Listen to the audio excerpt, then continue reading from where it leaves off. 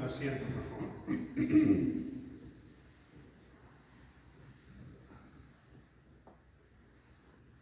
La liturgia de este domingo viene alterada por la transferencia de la solemnidad de la Epifanía. Lamentablemente en México no tenemos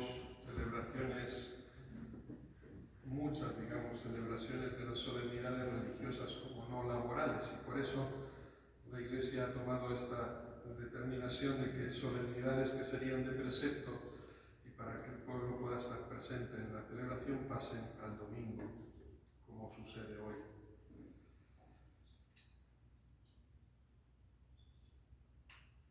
Solamente para su cultura general, tengo que decir que en la Iglesia latina, es decir, nuestra Iglesia católica romana, la Epifanía ha quedado reducida simplemente a este día, el 6 de enero, como lo conocemos como la manifestación de Dios a la humanidad.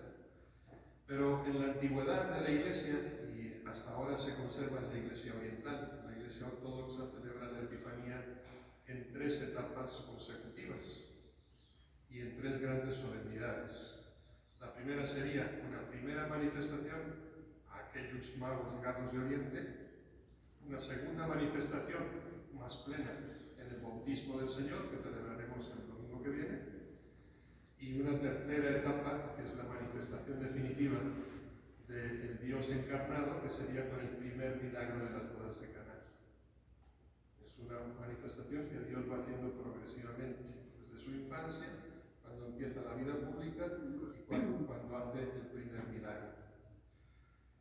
Bien, dicho esto, vamos a centrarnos en esta fiesta que estamos celebrando, que para mí tiene una relevancia también especial porque hoy se cumplen 36 años que fui ordenado diácono, el día de la Epifanía. Ya llovió desde entonces.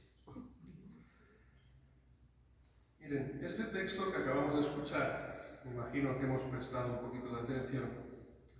Yo digo que tiene todos los ingredientes para ser un cuento maravilloso. Es decir, podríamos escribir una bonita novela con él. Y quizá muchas veces, y generalizando, la mayoría de los cristianos se conforman con esto. Unos personajes misteriosos, como son aquellos magos llegados de lejos, un viaje de fantasía, aquellos nómadas de la fe, una estrella con sus minutos de suspense, un rey cruel con sus planes frustrados, unos regalos fabulosos y un final feliz. Bonita historia. Pero si nosotros nos detenemos en una lectura ya más profunda, es decir, si lo leemos con calma, con realismo, ciertamente que el Evangelio que acabamos de escuchar no es nada tranquilizador. Más bien nos debe remover un poquito por dentro y sobre todo descubrir que está lleno de sorpresas. Y ahí es donde yo me quiero detener en la reflexión de hoy, en esas sorpresas que trae el Evangelio consigo y que tenemos que hacer nuestras. Deberíamos aprender a dejarnos sorprender por Dios permanentemente. Me voy a detener en 3, quizá cada uno de nosotros en su reflexión personal podría ampliar esta lista, lógicamente. La sorpresa del camino, la sorpresa de los teóricos de la ley y la sorpresa de los regalos. Primera sorpresa, el camino. Miren, citando a uno de los grandes santos padres, San Juan Crisóstomo. Crisóstomo significa en griego piquito de oro, por la facilidad de palabra que tenía. Decía así, lo leo textualmente: los magos no se pusieron en camino porque habían visto la estrella, sino que vieron la estrella porque se habían puesto en camino. Parece una frase muy reveladora, porque indica una actitud de vida, es decir, una actitud de búsqueda profunda de Dios. Y cuando uno está en búsqueda de Dios y de las cosas de Dios, es capaz de reconocer sus signos. Fueron capaces los reyes, ¿no? Los magos, hicieron, pero porque no había en ellos precisamente esa actitud de búsqueda. Surge la estrella, pero fíjense que esa estrella no acompaña siempre. Y sobre todo, la estrella no soluciona los problemas y las dificultades del camino. Simplemente es una orientación que muestra hacia dónde hay que ir. Por tanto, el viaje en ese camino implica incomodidad. Incomodidad quiere decir que uno tiene que romper sus propios planes de vida para someterse a los de Dios. Significa riesgo, decisión, duda, permanentemente, circunstancias imprevisibles, porque es un camino desconocido. Pero esta es la ruta que Dios quiere marcar con nosotros, esa novedad permanente del espíritu, estar dispuestos, ¿no?, a asumir esos riesgos por Él. Cosa que muchas veces no estamos dispuestos a hacer, porque nos hemos creado un espacio de confort en nuestra religión que no queremos romper. Y esto sería un gran pecado. Hay una película, no sé si a ustedes en la parroquia la citan muchas veces, hay un libro muy antiguo que se llama The Other Weisman, el otro rey mago, que después fue llevada al cine. El protagonista es Martin Sheen, que se llama El cuarto rey mago. No sé si la han visto, si no es un buen día para verla. Pero precisamente la tesis que defiende esa película es un supuesto cuarto rey mago que no llegó a Belén realmente. No llegó a Belén porque se fue entreteniendo por el camino, atendiendo las necesidades que se iba encontrando con la gente con la que se cruzaba. Y eso le desesperó, ¿no?, al protagonista, le desespera porque dice: no he cumplido con Dios. Y va a llegar a Jerusalén precisamente cuando lo están crucificando a Jesús, 33 años después. ¿No? Eso le costó. Incluso los regalos que llevaba para mostrar al niño Dios que iban a hacer, lo fue gastando precisamente para solventar las necesidades de su prójimo. Y al final Jesús se le revela ante su desesperación. Le dice: tú fuiste el primero en encontrarme, me fuiste encontrando a lo largo del camino. El encuentro con Dios no está al final, está en la andadura. En él, sabiendo reconocer precisamente todos esos signos. Este es el camino. Esta es la sorpresa del camino que Dios nos muestra. El creyente, por tanto, es alguien que busca, es un buscador. No se conoce de antemano ese camino, tiene que pedir siempre información, hay que preguntar y sobre todo hay que preguntarse, hay que cuestionarse a sí mismo para encontrar permanentemente la ruta, vida interior. No se sabe dónde está el Señor. ¿Qué quiero decir con esto? Que Él está siempre en otra parte respecto al itinerario establecido. Él siempre está un poco más allá. Es decir, no cabe un cristianismo sedentario. El cristiano es nómada, permanente. Por eso yo les llamo a los magos los nómadas de la fe, porque son aquellos que están siempre en camino. El camino de la costumbre, por tanto, no lleva nunca al encuentro y al lugar donde está el Señor. Es el camino más bien de lo imprevisible, de la sorpresa, junto con algunas certezas, eso sí, no demasiadas. Hay muchas incertidumbres, en cambio, hay perplejidades, y no nos sirven, ni siquiera hoy día, esta tecnología moderna que uno pone en el auto, ¿no?, el Waze o Google Maps, y te va mostrando el camino permanentemente. Dios no, Dios improvisa siempre. Hay que arriesgar, por tanto, en caminos desconocidos. Cristianismo significa novedad y movilidad. Miren, hoy, a la luz de esta sorpresa del camino, la tentación de la vida cristiana sería más bien el de buscar caminos seguros, buscar caminos derechos, buscar caminos perfectos. Es como si andáramos esa autopista del espíritu, donde ya todo está determinado, donde ya todo está marcado y cuadriculado. Es más bien una religión en la que buscamos con solución para todo y sin problemas para nada. Y cuidado, porque esa no es nuestra religión católica. Jesucristo incomoda mucho si Les pongo varios ejemplos. La paz. La Navidad es un tiempo de paz, es un clamor por la paz. El mensaje del coro de los ángeles en el cielo a los pastores en Belén fue precisamente un anuncio de paz a los hombres de buena voluntad. ¿Queremos paz? Sí, pero la paz no llueve del cielo, como en maná. La paz tenemos que construirla nosotros. Queremos o tenemos una paz fundada muchas veces en la pereza, en la inercia, en la hipocresía, en la fácil deserción de nuestros compromisos personales y sociales. El cristianismo puede ser, perdón por las imágenes, un río impetuoso, un torrente caudaloso, pero nunca un estanque. La propiedad del agua estancada es que siempre se pudre, ¿sí? Es putrefacta y se corrompe. Y por tanto requerimos, ¿no?, esa movilidad. Otro ejemplo, la luz que se manifiesta precisamente en la Navidad, la luz que brilla desde la estrella para mostrar este camino. Queremos todo claro, perfecto, exacto, matemático, pero el cristianismo no es una clase de matemáticas o de geografía, es un camino incómodo, cargado de dificultades y de sorpresas. Hay que correr, por tanto, el riesgo de la fe, la aventura de la fe, y caminar, aprender a caminar a oscuras. Miren, se dan distintas respuestas ante la luz.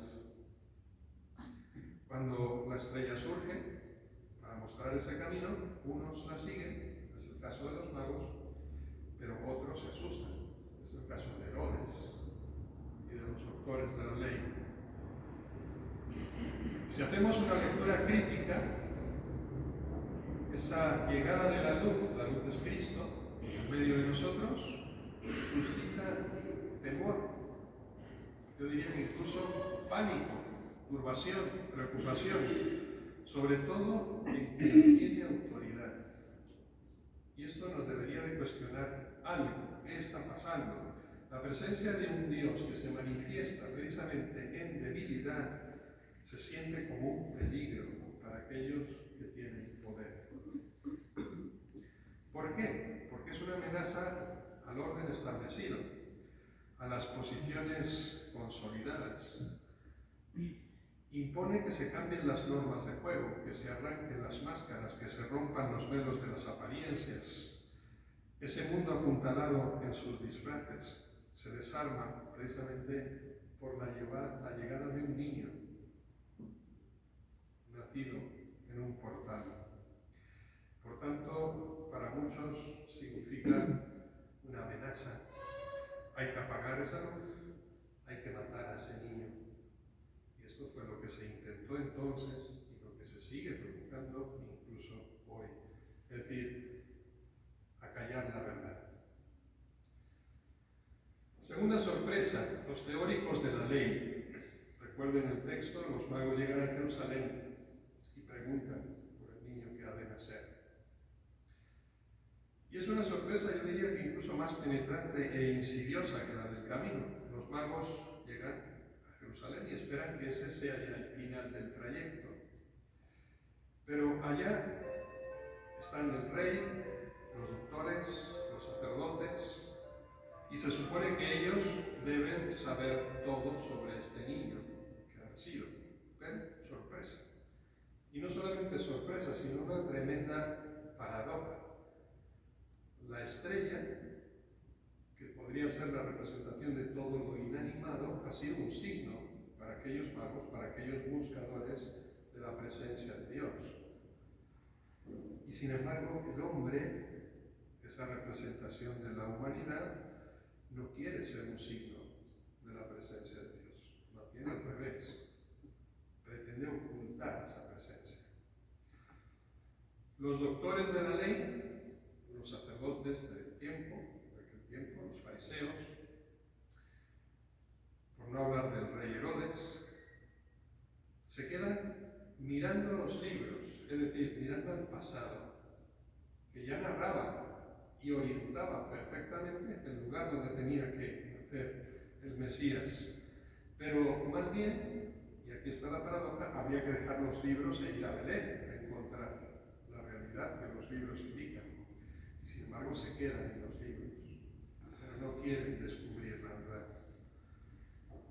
La pregunta que yo me hago a la luz de esta sorpresa es: ¿nosotros somos signos de Cristo? ¿Indicamos el camino para llegar a Dios con nuestra vida? ¿O lo ocultamos más bien con nuestras oscuridades? Los sacerdotes dan una respuesta fría, teórica, obviamente precisa, pero no es vital, no es personal. Ellos no han estado en Belén, ni van a estar en Belén, no les interesa. Y hoy el mundo, yo creo que también espera una respuesta vital y experiencial, no teórica, una respuesta encarnada, es decir, testimonial. El mundo no entiende de respuestas teóricas, por exactas que sean. Y cuando el hombre de hoy nos pregunte a nosotros, precisamente, por Cristo, yo creo que deberíamos estar preparados para dar una respuesta que brote de nuestra experiencia personal de Cristo. Y no simplemente entregarles una Biblia como referencia, aquí está la palabra de Dios, o entregarles un catecismo de la Iglesia Católica para que vean la doctrina, ¿no? O remitirle a los mandamientos. No. Háblale tú de Belén, háblale tú de Cristo desde tu experiencia personal, porque si no, no serás convincente. En ese sentido, digo que es fácil muchas veces poner indicadores en un camino que nunca hemos recorrido y que no estamos dispuestos a recorrer, que indiquen un lugar en el que nunca hemos estado. Demasiado cómodo hablar de una geografía que nuestros pies nunca han tocado. Sería injusto poetizar de un pesebre mientras permanecemos en confortables ambientes de comodidad. Esta es la realidad, la de entonces y la de hoy. Esta es la sorpresa. Por tanto, creo que estamos llamados a ser signos de Cristo, no máquinas distribuidoras de respuestas fáciles para los demás, o a problemas y dramas o dificultades que nunca hemos vivido y no estamos dispuestos a sufrir. Hablemos menos y hagamos más. De eso se trata, de ser signos, de ser sacramentos vivos, de hacernos nosotros mismos Eucaristía. Eucharij significa precisamente esto, ¿no? La bondad de la gracia y del encanto, textualmente. ¿Sí? Y nosotros debemos ser esa fuente de gracia para los demás, ¿no? Hacernos Eucaristía y sacramento vivo para el mundo.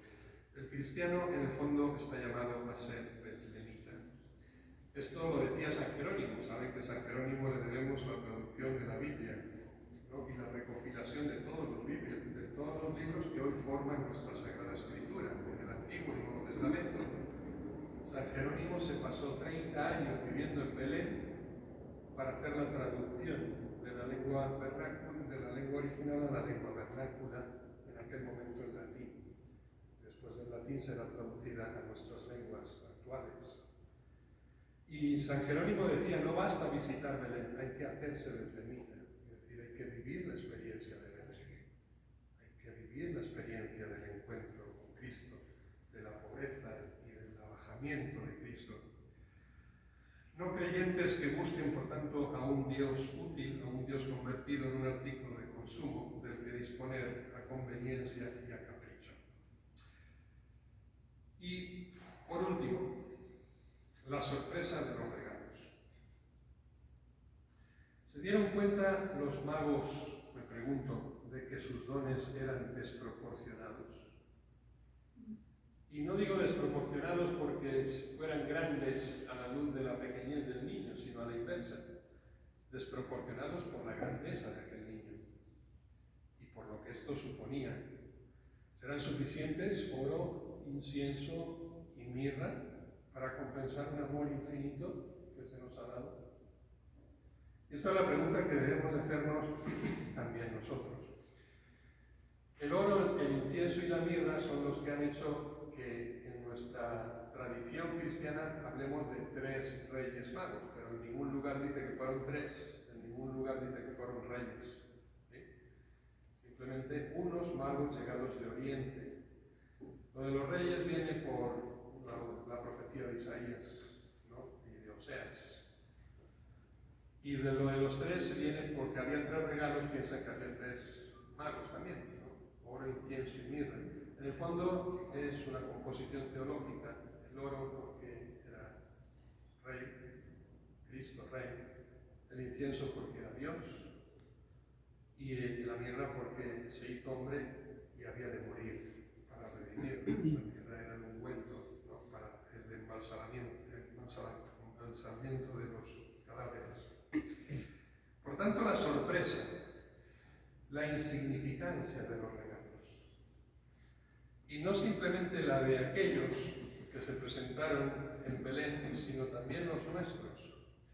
Decía San Ambrosio de Milán: Dios no mira tanto lo que le damos cuanto lo que nos reservamos para nosotros. Una frase impresionante también, porque es una revelación de lo que estamos dispuestos a dar por Dios. Y no se trata de cantidades, sino de actitudes. ¿Qué es lo que damos y qué es lo que nos reservamos? Si simplemente ofrecemos lo superfluo, lo que nos sobra, o damos de lo necesario. Recuerden cómo Jesús admiró precisamente la dádiva de la viuda, ¿no? Aquellas 2 moneditas valían más que los millones que daban los poderosos. Según esto, ¿quién está satisfecho de sus ofrendas? ¿Quién puede estar tranquilo, ¿no?, con lo que le da a Dios? Quizá con el paso de los años, es decir, cuando adquirimos madurez, nos damos cuenta de que las páginas del Evangelio, cuando las leemos bien, a profundidad y con seriedad, revelan menos poesía y mucho más remordimiento. No tanto por lo que hicimos, sino por lo que dejamos de hacer. Y en esta página que hemos leído hoy, en el Evangelio, yo creo que definitivamente hay menos poesía y hay más sorpresa. Y sorprende precisamente que Dios tardara 4000 años en preparar a su pueblo, Israel, para la llegada de este día, el Mesías, hecho hombre, anunciado a lo largo de esos 4000 años. Y sin embargo, el primer acto de adoración solemne y oficial venga precisamente de los gentiles y no de los judíos. No deja de ser una gran sorpresa. ¿De qué les sirvieron aquellos 4000 años de preparación si al final no supieron reconocer el momento? O más bien, lo atacaron y lo intentaron ocultar. Hoy, igual que entonces, me pregunto, ¿no nos pasará a nosotros lo mismo? Nos deberemos tener un poco de precaución y decir, ¿lo estamos haciendo bien? Después de otros 2000 años de aquella historia, ¿seguimos igual? Ocultando la verdad. Que mimados siempre por la gracia, nosotros, rodeados de las bondades de Dios, siempre recibiendo por parte de Dios, muchas veces sin dar. Quizá algún día llegue alguien de lejos a pedirnos a nosotros informes sobre este niño y no seamos capaces de dárselos o de acompañarles al encuentro con él. Precisamente porque avergonzados tendremos que confesar que nunca nos hemos encontrado con él o que nunca estuvimos en la gruta de Belén, cuanto menos en el Tabor o en el Calvario, ¿verdad? Y él llegará antes que nosotros. Esta es la paradoja también. Recuerden las palabras de Cristo después: los últimos serán los primeros. Entonces, cuidado con sentirnos privilegiados del Señor, porque a lo mejor después esa es nuestra propia condenación. Y tal vez esos que llegaron en búsqueda de lo que desconocían no volverán por el mismo camino como los Reyes Magos para decirle a Herodes lo que habían visto. Y ellos tampoco volverán a nosotros para contarnos las maravillas y la gran sorpresa que encontraron. Hay que cambiar la historia, queridos hermanos y queridas hermanas. Tenemos que cambiar la historia de la salvación, tenemos que hacerla realidad. Tenemos que dejarnos sorprender, tenemos que ser signos de Cristo en el mundo y dejar de teorizar sobre las cosas de Dios. Eso se nos da demasiado bien. Dejar de colorear y de fantasear con la Navidad, con estas páginas del Evangelio, y tratarlas con la seriedad de vida y sobre todo aprender. Lamentablemente aprender de nuestros propios errores. Y sobre todo eso nos va a llevar a volver por otro camino. ¿Qué quiere decir? Que tenemos que ser buscadores, que tenemos que ser nómadas de la fe, que tenemos que ser signos de Cristo, que tenemos que hacernos betlemitas, que tenemos que cambiar nuestras rutas, no las que nosotros elegimos para hacer presente a Dios, sino las que Dios ha elegido al hacerse presente en medio de nosotros. Esa es nuestra vida. Y termino mi reflexión con 3 citas. 2 son de Gustave Thibon. Gustave Thibon no les suena a ustedes de nada, ¿verdad? Gustave Thibon es un literato, un filósofo francés, que fue nada menos que 4 veces nominado al Oscar, al Premio Nobel de Literatura. Al Premio Nobel de Literatura.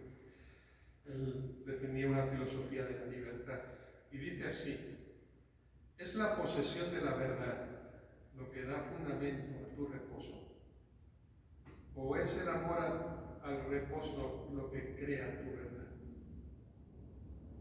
Una frase que revela mucho, tiene mucha profundidad, porque nos pone en la tesitura de si es esa búsqueda de mi propia comodidad lo que busco, lo que crea mi propia verdad relativa, o el haber encontrado la verdad con mayúscula, que es Cristo, lo que me da esa sensación de reposo, porque alcancé la meta que había que alcanzar. Y otra frase que tiene él es: no es la luz la que falta a la mirada, sino la mirada la que falta a la luz. La luz está ahí, la estrella está siempre presente. Hay muchas estrellas, hay muchos signos de la presencia de Dios en medio de nosotros día a día, pero no la sabemos ver. Nuestra mirada falla. ¿Sí? Porque a lo mejor no estamos, o hemos perdido esa capacidad de sorprendernos de las cosas de Dios, y por tanto hemos dejado de mirar al cielo y miramos demasiado a nuestros propios pies, es decir, a nuestras propias seguridades en la tierra. Y la última cita es un poema de Miguel de Unamuno, con el que quiero terminar, porque también visualiza mucho lo que debería de ser este día para todos nosotros. Y dice así: agranda la puerta, Padre, porque no puedo pasar. La hiciste para los niños y yo he crecido a mi pesar. Si no me agrandas la puerta, achícame a mí por piedad. Vuélveme a la edad aquella en que vivir era soñar. Y yo creo que un día como hoy todos volvemos a ser, en cierta manera, niños, ¿verdad? Con nostalgia miramos al pasado. Y no se trata de volver a ser niños, sino tener ese espíritu de niños para saber recibir, acoger y vivir las cosas de Dios. Como Santa Teresita de Lisieux, ¿no? Gran promotora de esa infancia en el espíritu, es decir, esa docilidad y ese dejarse hacer permanentemente por Dios para andar sus caminos. Que así sea.